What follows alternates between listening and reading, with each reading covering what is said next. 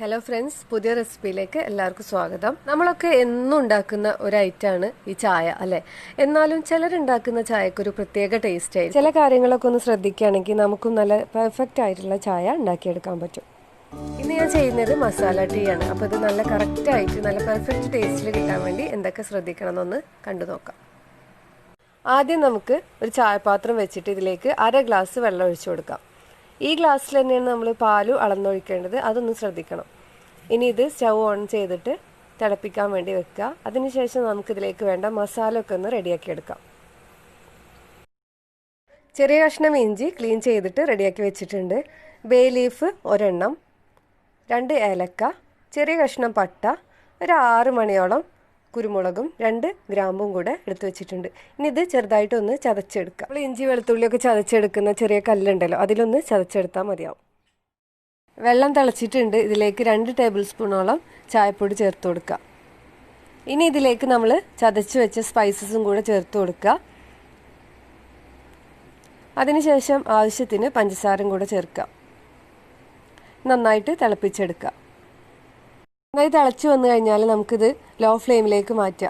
എന്നാലേ ഇതിൻ്റെ മസാല ഒക്കെ ഇതിലേക്ക് ഇറങ്ങി വരുള്ളൂ, നല്ല സ്ട്രോങ് ആയിട്ടുള്ള ചായ കിട്ടുള്ളൂ. നമ്മൾ വെച്ച വെള്ളത്തിൻ്റെ പകുതി നമ്മൾ വറ്റിച്ചെടുക്കണം. അതിനുശേഷം നമ്മളിതിലേക്ക് പാല് ചേർത്ത് കൊടുക്കുന്നുള്ളൂ. അപ്പോൾ നിങ്ങളുടെ കയ്യിലുള്ള ചായപ്പൊടിയുടെ സ്ട്രോങ്ങിനനുസരിച്ച് അളവ് കൂട്ടുകയും കുറക്കുകയൊക്കെ ചെയ്യാം. ഇനി ഇപ്പോൾ ഇത് വറ്റിയിട്ട് പകുതി ആയിട്ടുണ്ട്. നമുക്കിതിലേക്ക് പാല് ചേർത്ത് കൊടുക്കാം.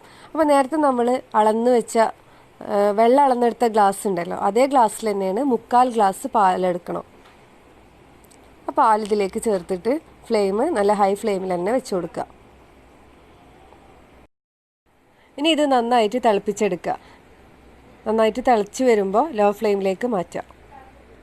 ഇതുപോലെ ഹൈ ഫ്ലെയിം ടു ലോ ഫ്ലെയിമിലേക്ക് കുറച്ച് സമയം ഒന്ന് റിപ്പീറ്റ് ചെയ്തുകൊണ്ടിരിക്കുക. ഈ ചായപ്പൊടിയുടെ കടുപ്പൊക്കെ പാലിലേക്കും കൂടെ ഇറങ്ങി വരണം. കുറച്ചൊന്ന് കുറുകി കിട്ടും വേണം. അതിന് വേണ്ടിയിട്ട് കുറച്ച് സമയം ഇതുപോലെ ഒന്ന് റിപ്പീറ്റ് ചെയ്തുകൊണ്ടിരിക്കുക. നമ്മുടെ പാലിലേക്കും ഈ കടുപ്പം വന്നു എന്ന് തോന്നിയാൽ ആ സമയത്ത് നമുക്ക് ഫ്ലെയിമൊക്കെ ഓഫ് ചെയ്തിട്ട് ഒരു കപ്പിലേക്ക് മാറ്റാം.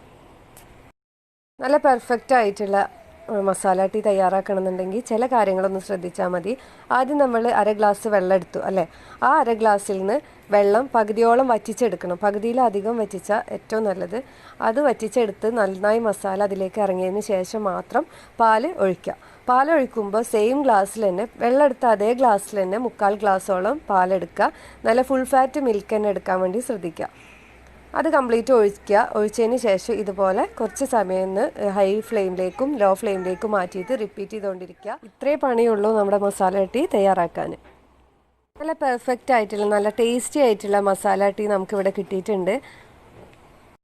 അപ്പോൾ ഇതുപോലെയുള്ള മസാല ടീ ട്രൈ ചെയ്യാത്തവരുണ്ടെങ്കിൽ തീർച്ചയായിട്ടും ഒന്ന് ട്രൈ ചെയ്ത് നോക്കുക. നിങ്ങൾക്ക് എല്ലാവർക്കും ഇഷ്ടപ്പെടും.